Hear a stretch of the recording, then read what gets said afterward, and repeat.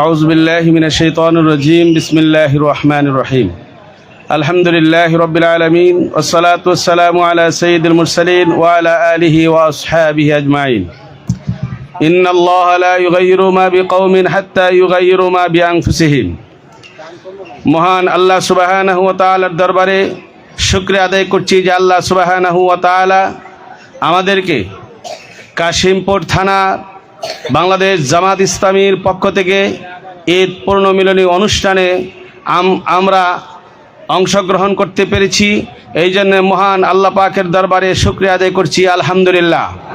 ঈদ পূর্ণমিলনী অনুষ্ঠানে আজকে উপস্থিত আছেন আমাদের কাশিমপুর থানার সম্মানিত থানা আমির, উপস্থিত আছেন থানা সেক্রেটারি, উপস্থিত আছেন কর্মপরিষদ, বিভিন্ন ওয়ার্ডের নেতৃবৃন্দ এবং ইউনিট পর্যায়ের নেতৃবৃন্দ এবং কর্মী সুধী সমর্থক।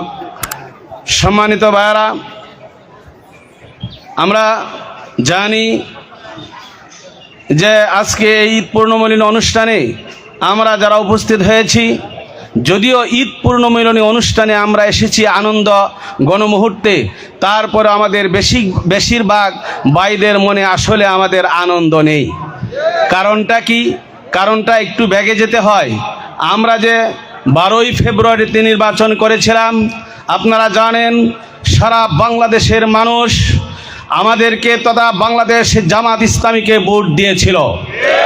বাংলার 12 কোটি মানুষের মধ্যে নারী পুরুষ আবাল বৃদ্ধ বনিতা বাংলাদেশের জামাত ইসলামীকে ক্ষমতায় দেখার জন্যে দল মত নির্বিশেষে বাংলার সকল মানুষ জামাত ইসলামীকে ভোট দিয়েছিলেন। কথা বলেন ঠিক কিনা?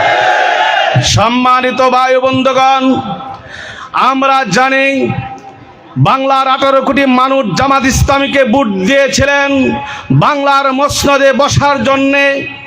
বাংলাদেশের তথাকথিত কিছু বুদ্ধিজীবী নামক শয়তানের গোষ্ঠীরা যা সকল সেক্টরের প্রধান অবস্থায় বসে আছেন, তাদের জন্যে বাংলাদেশ জামাত ইসলামীকে ক্ষমতায় যেতে পারেন নাই। তাদের দুর্নীতির কারণে বাংলাদেশ জামাত ইসলামী সরকার গঠন করতে পারেন নাই। কথা বলেন ঠিক কিনা? তবে আমরা জানি, বাংলার 18 কোটি মানুষ জানে, বিজয়ের দিক দিয়ে সর্বোচ্চ ভোট পেয়ে বাংলাদেশ জামাত ইসলামী বিজয় অর্জন করেছে, কিন্তু বাংলাদেশ জামাত ইসলামীকে সরকার গঠন করতে দেওয়া হয় নাই। আমি কোরআনে কারিমের আয়াতে কারিমা তেলাওয়াত করেছি, ইন্নাল্লাহা লা ইউগাইয়িরু মা বিকাওমিন হাত্তা ইউগাইয়িরু মা বিআনফুসিহিম। আল্লাহ রাব্বুল আলামিন কোরআনুল কারিমের মধ্যে বলেছেন, আমি জাতির ভাগ্যকে ততক্ষণ পর্যন্ত পরিবর্তন করি না যতক্ষণ পর্যন্ত ওই জাতি তার নিজের ভাগ্যের পরিবর্তন করার চেষ্টা করে। সম্মানিত ভাইরা আমার, আমরা এবারের ক্ষমতা আমাদেরকে দেওয়া হয় নাই। আমাদেরকে এখন থেকে প্রস্তুতি নিতে হবে। সামনের নির্বাচনে বাংলাদেশের কোনো বাধাই আমাদেরকে দমিয়ে রাখতে পারবে না। আমরা সামনের নির্বাচনে আমাদেরকে অবশ্যই যে কোনো মূল্যে বাংলার 18 কোটি মানুষ নিয়ে আমরা ক্ষমতায় যাব ইনশাআল্লাহ। তবে আল্লাহ রাব্বুল আলামিন অন্যত্র বলেছেন, ওয়ালা নাবলুওয়ান্নাকুম বিশাইইম মিনাল খাউফি ওয়াল জুই ওয়া নাকসিম মিনাল আমওয়ালি ওয়াল আনফুসি ওয়াস সামারাত ওয়া বাশশিরিস সাবিরিন। আল্লাহ পাক হয়তো এই বছর আমাদেরকে পরীক্ষা করেছেন।